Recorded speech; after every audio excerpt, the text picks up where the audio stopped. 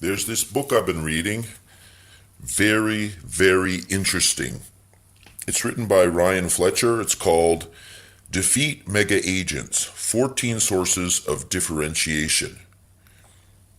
And on the very top it says the anti-cold calling Bible, a doctrine for a new beginning. So in the middle it says, plus it's a formula to be respected. Never talk to anyone until they know you are a someone. Now, a few months ago, somehow I found this fellow, Ryan Fletcher, on the net. I think it was in either YouTube or Facebook. A feed came into my Facebook timeline, basically saying that I could have this book for free if I just pay for the postage. So I ordered it, came to my house, and I have been reading it. Now, one of the things that attracted me is that one of Ryan Fletcher's taglines is broken industry. And so although he was only a realtor for 2 years, he's marketing in part to realtors and other people who are in the marketing field, marketing products and services. So when he says broken industry, I could totally relate to that, because when I got into real estate, I really didn't know the shitstorm that I would be heading into. The market was going crazy. The wheels were coming off the railroad track. A lot of realtors were making money left, right, and center, so I decided to get into the game. Well, was I in for a surprise? As you may have guessed, the mega agents basically took up most of the pie, leaving a few crumbs here and there for other realtors. Many brokerages and realtors were caught doing shady things to abuse customers, directly in contradiction to the Real Estate Trading Services Act and also the Realtor Code.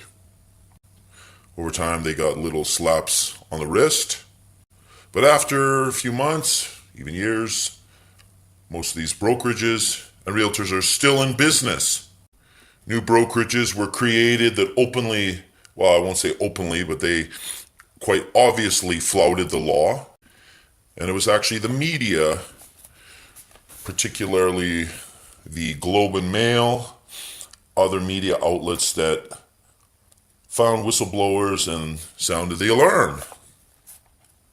Of course, realtor leaders and realtors that I hung around with and trained with, many people were in denial, just saying, well, it's not our fault. It's just the market. There's this invisible hand pushing the market. Taking libertarian ideology to its extreme.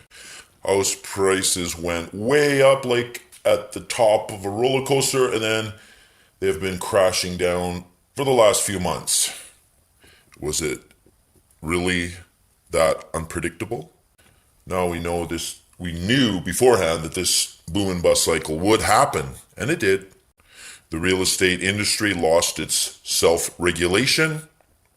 A 15% tax was put on foreign purchasers of real estate in the Greater Vancouver area.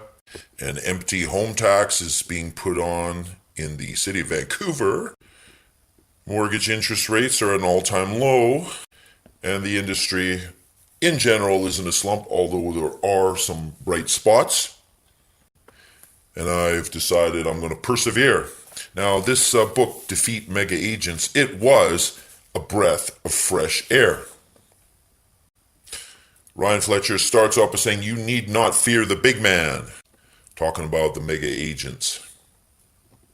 Now, I was having a discussion with one of my humanist friends about this real estate industry, and he was saying, well, most industries are like that, where these big, huge enterprises take up most of the market and the table scraps are for everybody else, right?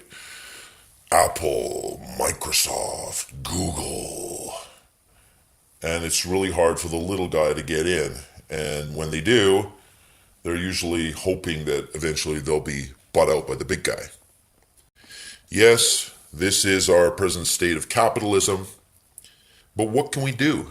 How do we adapt? I mean, I need to make money too without belonging to one of the big teams locally, plus they probably wouldn't want me. I'm not their type. So Fletcher gets into his first source of differentiation. Let me say that again. Source of differentiation. And that's niche marketing. And a lot of people call it niche. So basically this is changing from being a generalist to becoming a specialist. And I really love the example about there was a company in the US called Interstate Department Store, and then eventually it became Toys R Us. And how did that happen? Well, department stores were losing customers, and we can see it locally here in North Surrey. There's a shopping center called Guildford, and a lot of the big department stores are really, really suffering. Especially one where my wife had previously worked, Sears, losing a lot of customers all the time. And what is one of the main reasons? It's because they're generalists. So Interstate Department Store became Toys R Us, and that was a success formula. So instead of trying to be all things to all people, the idea is to focus on a particular group. And I have a friend who's running a fitness company, and he said, basically, you've got to look for your ideal avatar, your ideal client, and what are their features? What kind of people are they? So you're tailoring to one specific group, crafting a message that appeals to them. All right? And Fletcher mentions riches in niches. That's a cool little saying. So you got to. Now the second one goes on to talk about affinity, having a connection with people, because birds flock together, animals herd together, and people stick together in tribes. So you hang out with people who are like you, and you like them. Why? Because it's natural, it's spontaneous. They're similar to you. They share your kind of values. So with this affinity, then you can relate better to people instead of trying to always be crossing boundaries to people who are not like you, trying to be a chameleon, morphing into the situation. Of course, there are times for that. But your main focus should be on people who have an affinity with you, or you're trying to get an affinity with them. Now, Fletcher strongly emphasizes stories. That stories are a way of communicating with people. So tell something about your life that will connect with people, and this will bring about affinity. People want to belong. People are formed in groups, and so you want to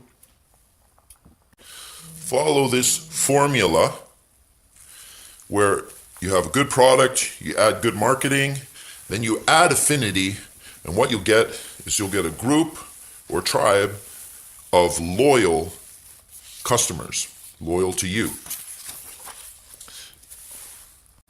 Now you can see this in the 2016 US election.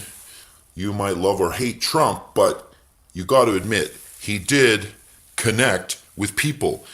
And in fact, he crossed the boundaries of going from rich people to not so rich people. And as Fletcher mentions here, he says you can't fake affinity. It has to be real and authentic. And that's what happened with Trump. He came across to his fans as real, authentic, straight shooter, somebody who speaks his mind. And they thought that this is very refreshing. And also, he spoke a lot of things, mentioned a lot of issues that people were concerned about, like getting industry happening in the US again on a bigger scale, making trade deals that favored America rather than other countries, etc., etc. Now, we can't really say that Trump has walked a mile in those people's shoes, but, honestly, I think he probably did his homework about these segments of the US population that he could tap into, and he did it extremely successfully. So I took a few notes at the end of this chapter, and I asked myself, how do I facilitate knowing, liking, trusting my clients, and vice versa? The third point Fletcher makes is about names. He says names matter. This will differentiate you. Don't just choose any old name. It has to be focused. The name of your company, the email addresses, the URLs on the internet, it has to be congruent. And the name has to have within it who you are, what you do, and the type of people that you benefit. Just going back to Toys R Us, I mean, what a brilliant name. You want toys? We're it. We are toys. Toys are us. Come join us. The fourth source of differentiation that Fletcher mentions is a proprietary secret. So basically, having within your business a secret. You're telling people, hey, I've got a secret. Do you want to know what it is? Piquing people's curiosity. This will make you interesting and attractive. Information can be found everywhere. I mean, you've got Google, you've got the libraries, but secrets, they are rare. They're hard to find, and people love them. I remember a few years ago, there was this movie called The Blair Witch Project, and by word of mouth, people were just going crazy. Oh, you got to see this movie. And the buzz made the producers a lot of money. So this is basically a matter of positioning. For example, magicians, they project themselves as the keeper of secrets. They'll show you their stuff, but they will actually not let you in on the secret. Just like KFC, Colonel Sanders had this secret recipe, but he wouldn't let it out. So the secret is also something with substance. I mean, it's not just something like a fluffy cloud or a lie. No, it's actually the backbone of the operation, just like Google's algorithms for its searches. So basically, the question that you have to ask yourself is this: what is my secret? What is my proprietary system or process or formula or technology, blah, blah, blah, that will help achieve superior results for my clients?